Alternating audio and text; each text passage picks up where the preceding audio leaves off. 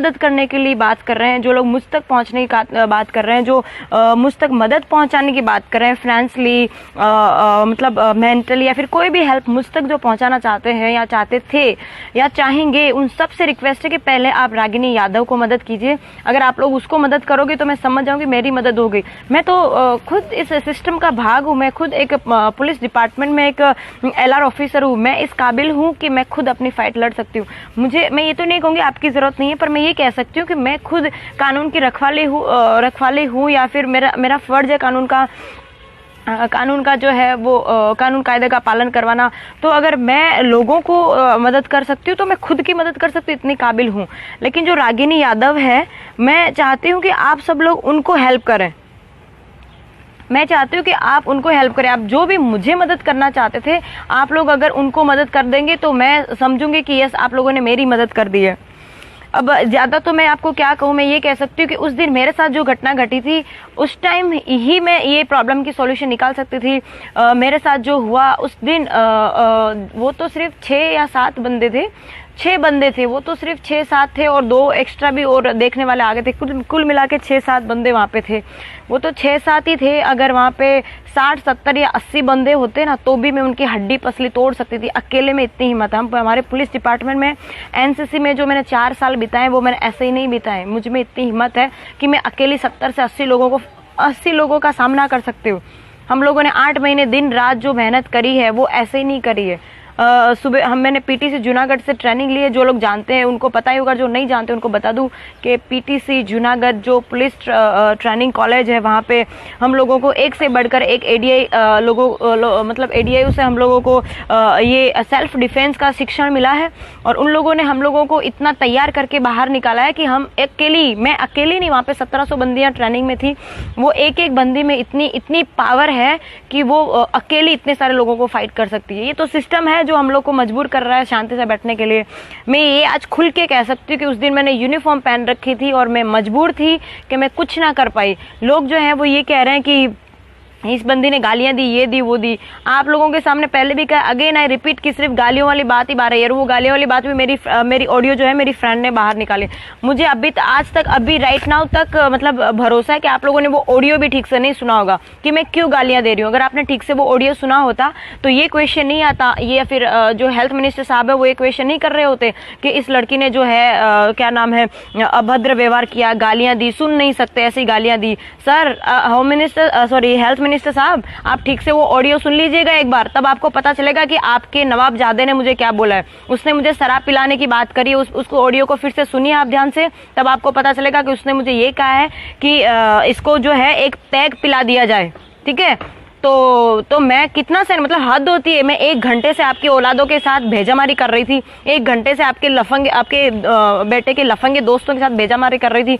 जब मेरी बात ईमान पे आ जाती है, वो साले हरामियों की यहाँ आज मैं खुल के बोल रही हूँ कि उन साले हरामियों की इतनी औकात कि वो लोग मुझे दारू पिलाने की बात कर रहे हैं, खुद साले हरामी पी के आए और वो लोग मुझे पिलाने की बात कर रहे हैं। शुक्र मनाओ मैं उस दिन वर्दी में थी, वरना आपका जो बेटा और वो जो उसके लफंगे यार थे ना, कब तक टूट चुके होते, हाथ पैर और अपने सारे प्राइवेट पार्ट सब तुड़वा के जाते हरामी मुझसे। और ये चीज मुझे नहीं कहनी थी। मैं कानून में हूँ, मैं डिसिप्लिन में हूँ। मैं पिछले 1 महीने से कह रही हूँ मैं डिसिप्लिन डिपार्टमेंट में नहीं बोल सकती। आप लोग मेरा मुंह क्यों खुलवा रहे हो? मेरे खिलाफ आप लोग इंक्वायरीज करवा रहे हो, मेरे खिलाफ लोगों को इकट्ठा, भाड़ों के टट्टू को इकट्ठा करवा के मेरे पीछा करवा रहे हो, मेरे खिलाफ लोगों के सामने आप जो है लोगों को भाड़े के टट्टू को इकट्ठा करवा रहे हो, मेरा विरोध करवा रहे हो। क्यों? अगेन बोल दूं हेल्थ मिनिस्टर साहब, ये सत्य है ना, वो परेशान हो सकता है, पराजित नहीं। और इससे पहले कि मैं अपना मुंह खोलूं, चुपचाप से अपने बेटे को ठिकाने पहुंचा दो। जो आपने बेल पे छुड़वाया ना, उसको चुपचाप वहां पे पहुंचा दो वापस, वरना वो दिन दूर नहीं जब मैं ये नौकरी मैंने इस्तीफा दे दिया था। मेरा मतलब टेलीफोनिक मैंने इन्फॉर्म करा था, पर कुछ सुपीरियर ऑफिसर्स ने मुझे कहा कि बेटा ये तरीका सही नहीं है, तुम सिस्टम के साथ लड़ सकते हो, तुम कानून व्यवस्था से लड़ सकते हो। मुझे नहीं लगता कानून व्यवस्था इतनी मजबूत है हमारे देश की कि अब तक मैं सुप्रीम कोर्ट के जो जज साहब है ना, उनको कहना चाहती हूँ कि सर सब कुछ अवेलेबल होने के बाद, सबूत है, बंदा है, मैं हूँ, मतलब कार्रवाई जो घटना घटी थी उस चीज का हर एक बंदा वहाँ पे अवेलेबल है।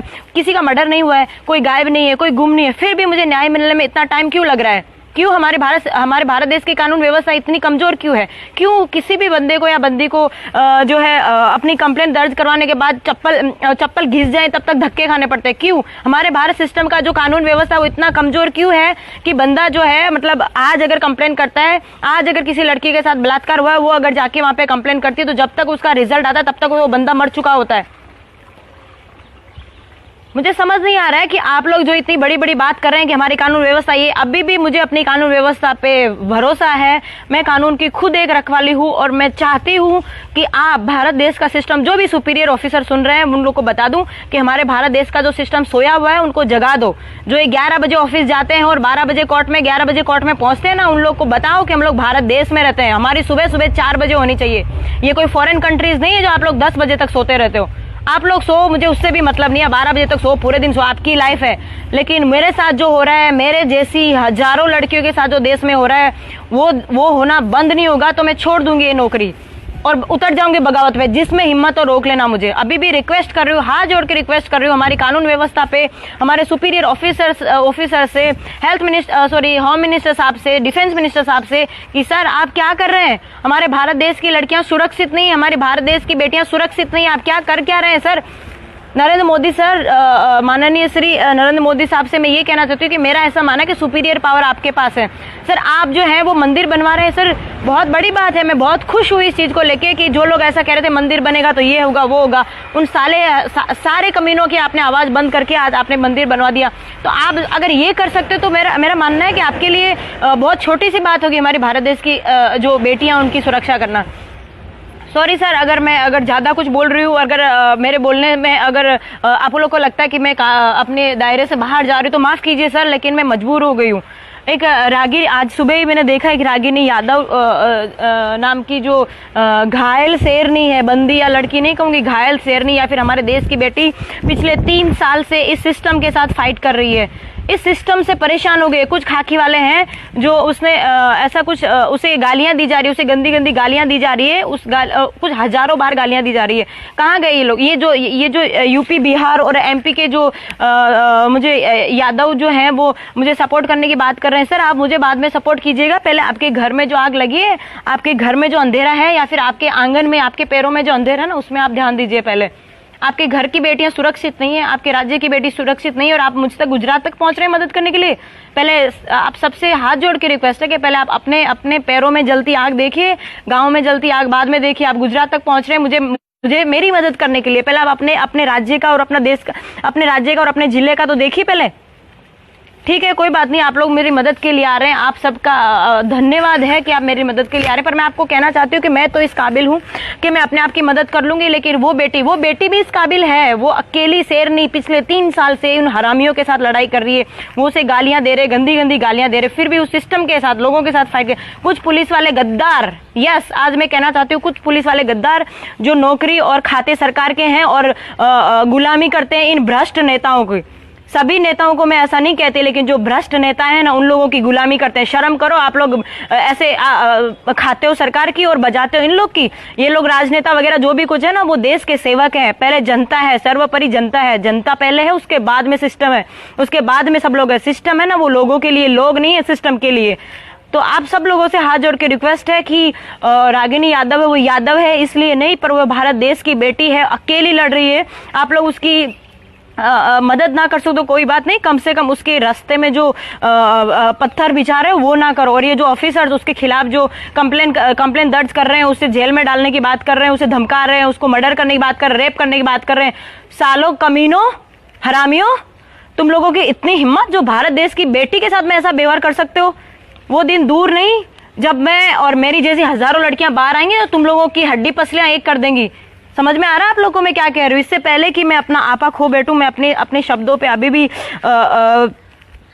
भी मैं कंट्रोल रखना चाहती हूँ। मैं नहीं चाहती कि जो है किसी भी नहीं, चलो मैं नहीं डरती किसी भी, कुछ भी, जहां जिसको फंसाना है फंसा ले, ठीक है, जिसको जो बिगाड़ना बिगाड़ ले। मैं सुनीता यादव और राइट नाउ मैं जैसलमेर राजस्थान में हूँ, जिसके बाप की जो हिम्मत हो उखाड़ ले, ठीक है। मुझे यकीन है अभी भी भारत देश की कानून व्यवस्था पे, भारत देश की जो है, हाँ मैं तो ये कहना चाहती हूँ, ये कहाँ गए स्त्री सशक्तिकरण वाले, बाल विकास वाले, ये वो जो मुझे कांटेक्ट कर रहे हैं, कहाँ हैं आप लोग? मानव अधिकार वाले कहाँ हैं? कहाँ आप लोग अभी? कहाँ हैं? कहाँ सो रहे हैं क्या? नींद नहीं टूटी क्या आप लोगों की अभी तक? भारत की बेटियों के साथ ये सब गलत हो रहा है और आप लोग सो रहे हो? शर्म आ रही है? नींद कैसे आ रही है? मैं पिछले 8 जुलाई से अभी तक नहीं सो पा रही हूँ, मुझे नींद नहीं आ रही है। जैसे मैं आंख बंद करने की कोशिश करती हूँ, वो कमीने कुत्तों की शकल मुझे दिखाई देती है, उन हरामियों की शकल दिखाई देती है। आंख बंद करते हैं, उन भ्रष्ट अधिकारियों की मुझे शकल दिखाई देती है, जिन लोगों ने मेरे साथ गलत करने की कोशिश करी। आप लोगों को कैसे नींद आ सकती है? इसका आप लोग को नींद आ रही, इसका मतलब यही है कि आप लोग सिर्फ नाम का दिखावा कर रहे हैं कि हम मदद कर रहे हैं। मुझ तक लोग मदद करने की कोशिश कर रहे हैं, हम आपके साथ, हम आपके, आप कोई मेरे साथ नहीं हो, अपनी अपनी रोटियां सेकना चाहते हो, समझ में आ रही है? और अगर रोटियां नहीं सेकना चाहते और सच में अगर किसी की मदद करने के लिए आप आए हो, तो रागिनी यादव का जो किस्सा है, मैं उस शेरनी के साथ या भारत की बेटी के साथ मेरा अभी तक कांटेक्ट नहीं हुआ, किसी का कांटेक्ट हो तो मेरा कांटेक्ट करवाइएगा और उसकी मदद कीजिएगा। मुझे समझ नहीं आ रहा है कि मैं आपको क्या बोलूं और क्या ना बोलूं। मतलब मैं नहीं चाहती गुस्सा करना, मैं बड़ी शांति से यहाँ पे आई हूँ और मैं यहाँ पे शांत रहने के लिए यहाँ पे आई हूँ। मुझे भी परेशान किया जा रहा है पर मैं तो झेल लूंगी। मुझे नहीं लगता कि कोई है जो मुझे इतना परेशान कर सकता है। लास्ट में अपना ये एफबी लाइव खत्म करके बस ये कहना चाहती हूँ कि मेरा मुंह मत खुलवाओ, इससे मैं शांत हूँ, मुझे शांति रहने दो। और ये मैं खुल के आज कह रही हूँ कि या तो हमारा सिस्टम, या तो हमारा जो भारत देश की कानून व्यवस्था है, ये सब लोग अगर जाग जाएं टाइम पे तो ठीक है। मैं इस्तीफा अपना दे चुकी हूँ, मतलब लिखित में देना बाकी था, अपने सुपीरियर ऑफिसर से समझाने की वजह से मैंने कैंसिल किया। अगली बार मैं इस्तीफा दे के उसका मंजूर होने का इंतजार नहीं करूंगी। आज की तारीख नोट कर लो, आज के बाद अगर भारत देश की किसी बेटी के साथ भी अगर किसी ने भी गलत करने की कोशिश करी, और गलत करना तो दूर, गलत करने की कोशिश भी करी, तो छोड़ दूंगी मैं गुलामी की नौकरी, उतार दूंगी मैं वर्दी, ठीक है, और आ जाऊंगी मैदान में, जहां जो भी कमीना मिलेगा उसको फाड़ के रख दूंगी, ठीक है। ये लास्ट, ये कोई वार्निंग नहीं, वार्निंग है, चलो ना, क्या वार्निंग नहीं, वार्निंग है। जिसके बाप की हिम्मत हो किसी भारत की बेटी को जो है हाथ गलत नजर से देख के दिखाना, ठीक है। और मैं भारत देश की हर बेटी को कहना चाहती हूँ कि आप लोग डरिए मत, आइए सिस्टम के सामने फाइट कीजिए। जो भी कमीना आपके साथ गलत करने की कोशिश कर रहा है, मारो लात साले हरामी की, तोड़ दो, दोबारा है ना शकल दिखाने लायक ना रहे कहीं पे। और भारत देश की हर बेटी को मैं रिक्वेस्ट करना चाहती हूँ कि आप लोग बाहर आओ। आप लोग को लगता है कि आप लोग कुछ नहीं कर सकते, गलत है। आप लोग संतोषी माँ बन के बैठे रहेंगे, तब तक ये लोग ऐसे आपको नोचते रहेंगे। बन जाओ रणचंडी और आ जाओ मैदान में। सिस्टम, समाज और कानून व्यवस्था के इंतजार मत करो, खुद आ जाओ। मोदी जी कह रहे हैं ना कि आत्मनिर्भर बनो। यस, मैं आपसे कह रही हूँ बेटियों, आत्मनिर्भर बनो। भारत की बेटियों जागो, आप लोग आत्मनिर्भर बनो। किसी की इतनी हिम्मत कि आप लोग के साथ गलत करने की कोशिश करें, अरे कोई देख भी ले ना तो जाओ साले हरामी को तोड़ के आओ, और जो होगा उसके बाद मैं देख लूंगी। कांटेक्ट करो मुझसे, अपने आप अपनी जगह। उसके बाद किसी के बाप से नहीं डरती मैं। किसी के साथ कुछ भी अगर गलत होता है तो डायरेक्ट मुझसे कांटेक्ट करो, आत्मनिर्भर बनो, खुद उससे उन हरामियों से लड़के आओ, तोड़ के आओ। अगर आपसे बात नहीं बनती तो कांटेक्ट करो मुझसे। और जो अपने चाचा, दादा, मामा जो अपने परिवार के कहते हैं ना कि हमारी इज्जत चली जाएगी, ये वो, मैं नहीं मानती इज्जत चली जाएगी। हमारे साथ गलत होता हम चुपचाप बैठ जाए तो उसमें इनकी इज्जत है, और हमारे साथ गलत होता हम लोग कुछ बोलते तो इनकी बेइज्जती हो जाती है। शर्म है ऐसी लालच भरी जिंदगी पे और ऐसे हरामी सिस्टम पे जो हम लोग को चुप होने के लिए बोलते हैं। मैं हर एक बेटी को बोलती हूँ कि बाहर निकलो और खुले में आराम से घूमो। ये भारत देश के बेटे अगर आराम से घूम सकते तो हम क्यों नहीं घूम सकते? हमारी चोरियां चोरों से कम है के? हाँ, अगर कम है तो इनको दिखा दो हरामियों को। नहीं, हम कम नहीं है। अगर हम लोग अपनी असलियत पे आए ना तो तुम सालों हरामियों की हड्डी पसली एक कर देंगे, ठीक है। आज की तारीख नोट कर लो। आज के बाद अगर किसी भी बंदी के साथ, किसी भी भारत देश की बेटी के साथ, किसी भारत देश की नहीं, विश्व के किसी भी बेटी के साथ अगर गलत होता है तो जिस बंदे ने गलत किया, मैं छोड़ दूंगी गुलामी की नौकरी और तोड़ के आ जाऊंगी उस हरामी को। समझा मैं क्या तोड़ दूंगी? और दोबारा कहीं मुंह दिखाए क्या, जिंदा नहीं बचेगा, मैं जान से मार डालूंगी उसको। ये खुली धमकी है। जिसको मेरे को अरेस्ट करना है कर लो, जिसको जो करना हो कर लो, नहीं डरती मैं किसी के बाप।